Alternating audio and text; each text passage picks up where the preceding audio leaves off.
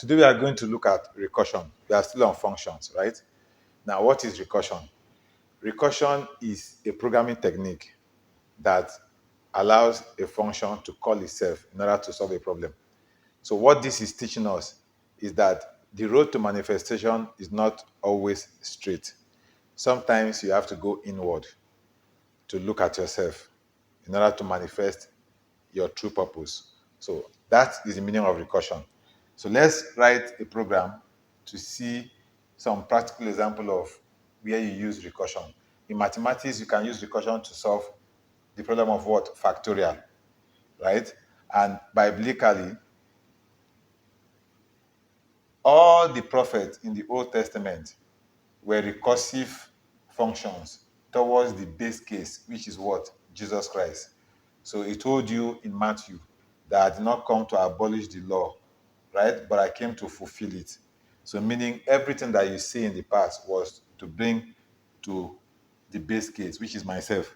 Now let's write a program to demonstrate that. The structure of a recursion is what? Return type. So I'm going to write the syntax, return type, then function name,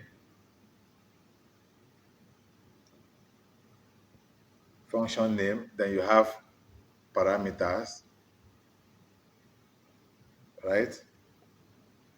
Then base case.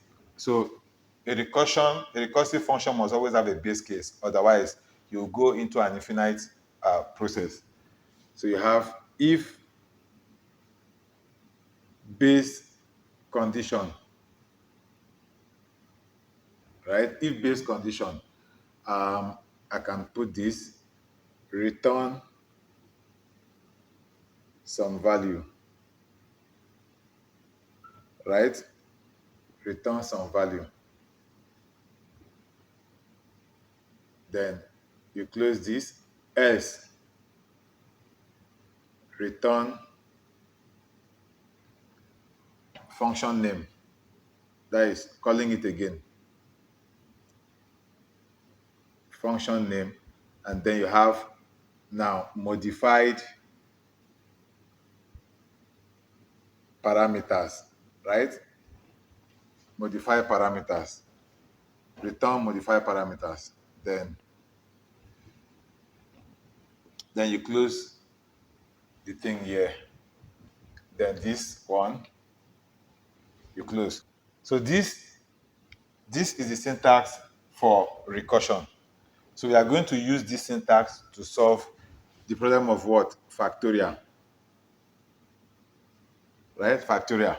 You know, in mathematics, if I say 5 factorial, this is the same thing as saying 5 times 4 times 3 times 2 times 1. And this will give us 20. This is 20 times this, that is 60 times this, so that will give us 120. So, how do you write a program to solve this problem? We'll use this syntax, which is what? Recursion. A function calling itself. So this is the function.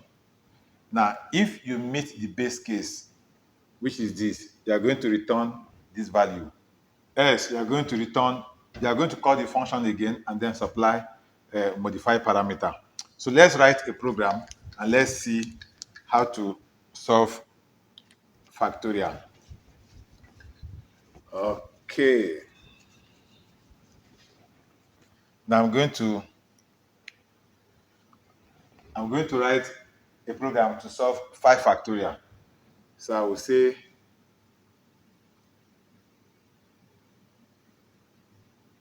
include stdio dot h, and then here I will say int, I will call it factorial, right? And then I will say int n. So int n. Then here I am going to say if n equals to 0, return 1. Then I'll close this. Else, return n multiplied by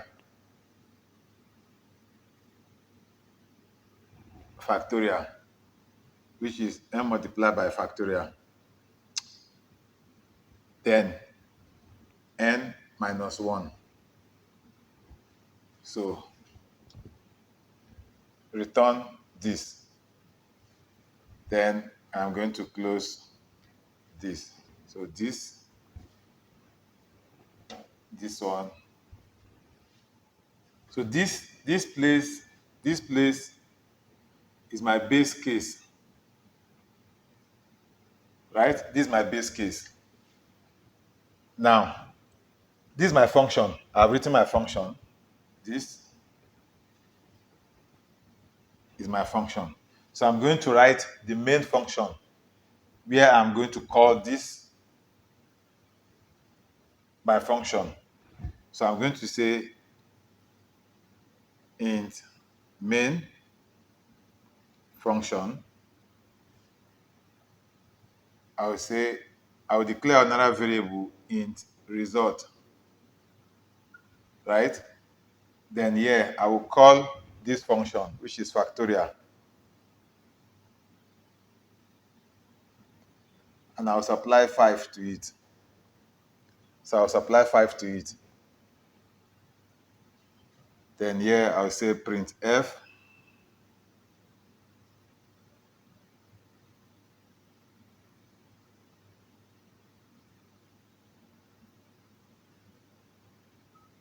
factorial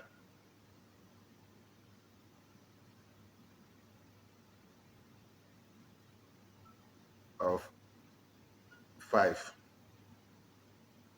is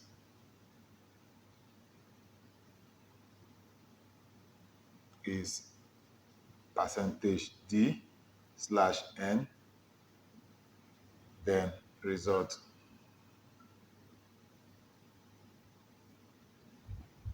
All right, so that is what I have. Then I will now say return 0, and then my main function, I'll close it. All right, so this is my function. So this is my main function, which is the entry point. So int result, I declare the variable result in the integer type rem. Then I'm calling the factorial, and I'm giving 5 to it, right? This 5 will now be given to this place. So once you call this function, so control will go like this to this place. So 5 will be given here. Then it will come in. If n equals to 0, now n is not equals to 0, so it's not going to go into returning 1. It will come here. It will come to the else. It will return n, which means it will return n, and n is what? N is 5. So it will return 5 times factorial. So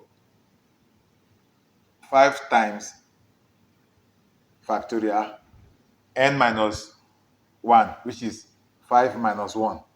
So that will become 4. So this place will now be, let's just put this as 4.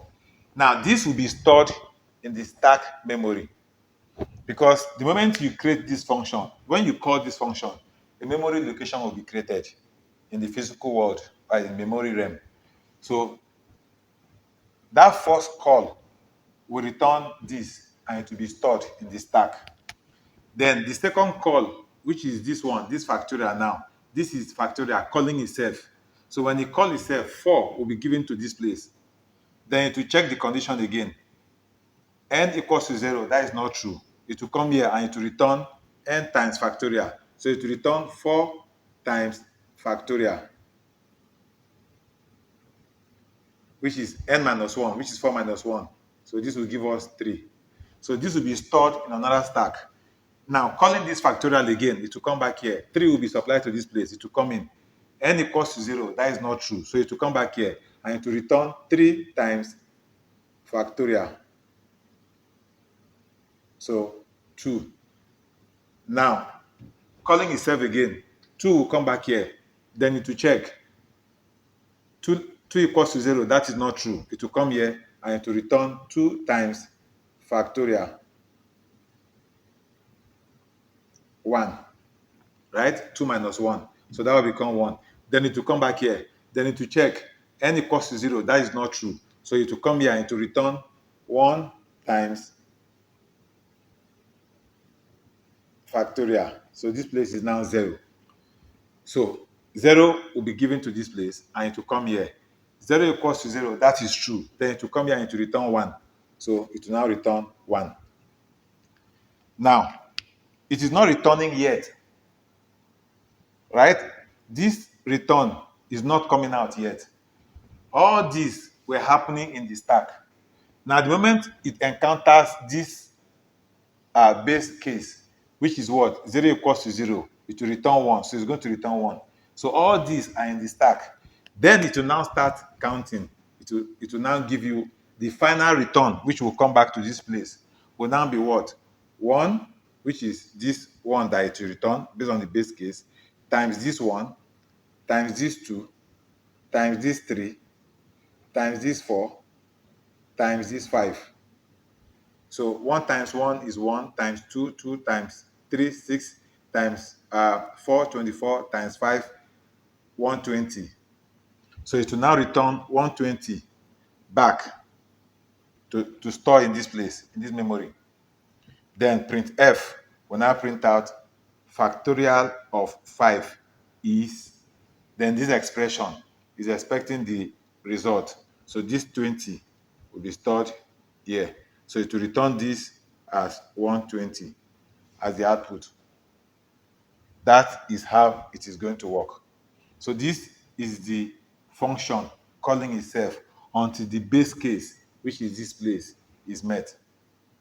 So when all the prophets were given a recursive return until the base case, which was Jesus Christ, was now met, everything ceased. So salvation became visible, and then we can now walk in. So that is what I want to show you in this class, the recursive function of how to keep modifying yourself until your divine creation appears. So let's go to code block. Let me demonstrate this for you to see how to solve this problem. You can also use it for Fibonacci sequence. When you have to keep repeating that function until it gives you the manifestation, it is called recursion. So let's go to code blocks. This is our code block, and this is the program that we wrote on the screen, included stdio.h, and then we have in int factorial, and we are supplying one parameter to it. Then we have the base case. So the base case is saying if n equals to 0, return 1, else return n times factorial n minus 1. So inside, this is the function that we have created. So now we are creating our main function. Inside this main function, we have int result equals assign factorial 5. So we are given a value. Now, if I don't want to do this, I can create, if I don't want to supply this value directly, I can declare a variable and then supply the value to that variable and put the variable in this place. So I'm just going to execute this for you to see what the output of this factorial will be. So when I do this, so you see, it's giving me output 120, which is what we got on the screen. Now, if I change this place to 10, meaning 10 factorial, so what will it give me? To give me, that is it. So 10 times 9 times 8 times 7 times. So that is the output that is showing you on the screen. So that is what I want to show you in this class, how a function can call itself to show that the manifestation part is not always direct. So we'll see in the next class. Bye-bye.